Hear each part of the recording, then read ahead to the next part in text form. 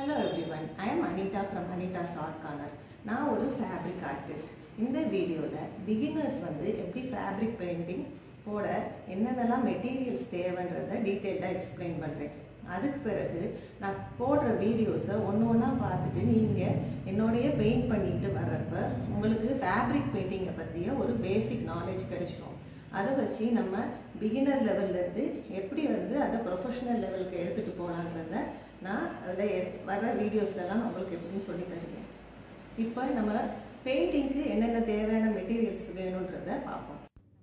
Beginners fabric painting start பண்ணுறதுக்கு ஃபெவிக்ரில் கம்பெனியில் sunflower கிட்டுன்னு ஒன்று வரும். அதில் ஃபெவிக்ரில் ஃபேப்ரிக் கலர்ஸ் சாஃப்ட்டுன்னு போட்டிருக்கோம். இந்த பேசிக் கிட்டே போதுமானதாக இருக்கும். இல்லை சாஃப்ட்டுன்னு மென்ஷன் பண்ணியிருக்கோம். இதில் 6 கலர்ஸ் வரும். Yellow, green, crimson, blue, white and black வரும். இதில் எல்லாத்துக்குமே லிட்டு ப்ளூ கலரில் இருக்கும். ப்ளூ கலர் லிட்டில் இருக்கிறது சாஃப்ட்டுன்னு போட்டிருக்கோம். இதை தவிர ஃபெவிக்ரிலில் அக்ரிலிக் கலர்ஸ்ன்னு ஒன்று வரும். இதுதான் முந்தி இருந்தது. அக்ரிலிக் கலர்ஸ்ன்றது தான் முந்தி இருந்தது. இது ஒயிட் லிட்டு போட்டிருக்கோம். அது அக்ரிலிக் கலர்ஸ்ன்னு போட்டிருக்கோம்.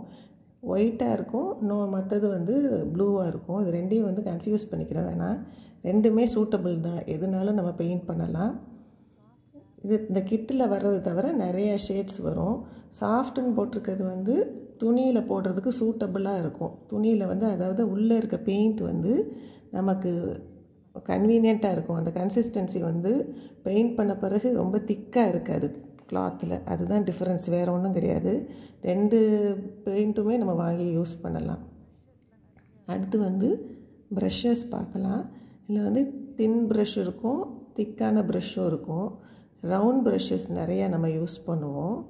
இது 0, 000, 2, 6, 8, 10 அது மாதிரி இருக்கும். இந்த ப்ரஷஸோட பிரிசில்ஸ் ரவுண்டடாக இருந்தால் அது ரவுண்ட் ப்ரஷ். இந்த ஃப்ளாட்டாக இருக்கிறது மேலே ஃப்ளாட்டாக இருந்தால் அது ஃப்ளாட் ப்ரஷ். இது ரெண்டுமே நம்ம யூஸ் பண்ணுவோம். இந்த ஃப்ளாட் ப்ரஷ் கொஞ்சம் பெரிய பெட்டல்ஸ் இந்த மாதிரி பெயிண்ட் பண்ணுறதுக்கு யூஸ் பண்ணுவோம். நம்ம இப்போதைக்கு ஸ்டார்ட் பண்ணுறதுக்கு இந்த ரவுண்ட் ப்ரஷ், ஃப்ளாட் ப்ரஷ் இருந்தால் போதும், வேறு எதுவும் தேவைப்படாது. நெக்ஸ்ட்டு ஃபெவிக்ரில் கம்பெனி மாதிரியே கேமல் கம்பெனிலேயும் நிறையா கலர்ஸ் போடுறாங்க. ஃபெவிக்ரில், கேமல் மார்க்கெட்டில் மோஸ்ட்லி இந்த 2 பிராண்டு தான் அவைலபிளாக இருக்குது. அதுதான் நிறையா யூஸ் பண்ணுவோம். இதில் கேமல் கம்பெனிலேயும் நிறையா கலர்ஸ் வரும். இதில் கொஞ்சம் ஷேட்ஸ் நான் காட்டியிருக்கேன். நான் பெயிண்ட் பண்ணுறப்ப ரெண்டுமே யூஸ் பண்ணுவேன். இதில் கேமல் போட்டு ஃபேப்ரிக் கலர்ஸ்னு போட்டு நம்பர் போட்டிருக்கோம். கீழே பாட்டில் ஸ்கொயர் ஷேப்பில் இருக்கும். கேமல் கம்பெனி மோஸ்ட்லி இது ஃபெவிக்ரில் பாட்டில்ஸ் மாதிரி வராது.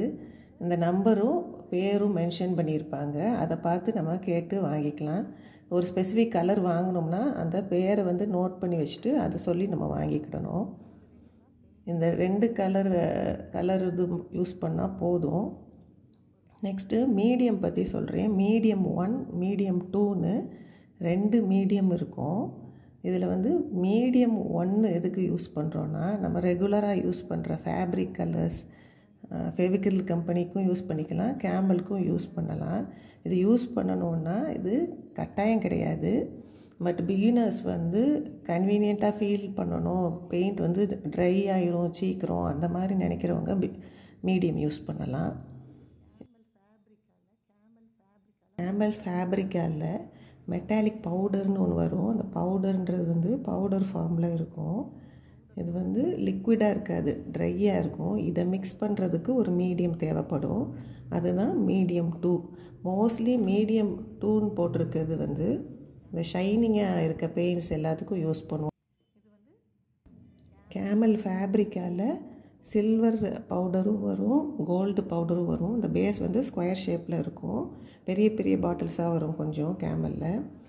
இந்த மீடியம் ரெண்டுமே மீடியம் 1 பிகினர்ஸ்க்கு தேவைப்பட்டால் யூஸ் பண்ணலாம். மீடியம் 2 மெட்டாலிக் கலர்ஸ், அந்த மாதிரி ஷைனிங்காக இருக்க கலர்ஸுக்கு தான் நம்ம மோஸ்ட்லி யூஸ் பண்ணுவோம்.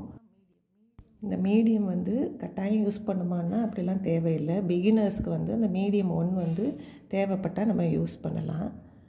நெக்ஸ்ட்டு வந்து பெரிய பெரிய பாட்டில்ஸ்லேயும் ஃபெவிக்ரில் கலர்ஸ் வருது. இந்த கலர்ஸ் வந்து சாஃப்ட் கலர்ஸும் வரும், அக்ரிலிக் கலர்ஸும் வரும். எனக்கு தெரிஞ்சு நார்மலாக இந்த மாதிரி பாட்டிலில் தான் வருது. இது மூடியிலலாம் ஒரு வித்தியாசம் இருக்காது. பெரிய அளவில் நிறைய நமக்கு பெயிண்ட் பண்ணணும் அப்படின்னா பெரிய பாட்டில்ஸ் நம்ம வாங்கிக்கிடலாம். இது தவிர ஃபெவிக்ரில்லையும் கேமல்லையும் மெட்டாலிக் கலர்ஸ், பேர்ல் கலர்ஸ் அந்த மாதிரி நிறையா கலர்ஸ் யூஸ் பண்ணுறாங்க. இதுவும் அந்த கேமல் பாட்டிலில் சின்ன சின்னதாக ஸ்கொயர் ஷேப்பில் இருக்கும். இதில் நிறையா ஷேட்ஸ் வருது. இது வந்து நம்ம பெயிண்ட் பண்ணுறப்ப கொஞ்சம் ஷைனிங்காக சில இதில் நமக்கு பெயிண்ட் பண்ணணும், அந்த மாதிரி மெட்டாலிக் கலர்ஸ் கொடுக்கணும், இன்னும் கொஞ்சம் ரிச்சாக பெயிண்ட் பண்ணணும் அப்படின்னு நினைக்கிறப்ப இந்த மாதிரி கலர்ஸ் யூஸ் பண்ணிக்கிடலாம்.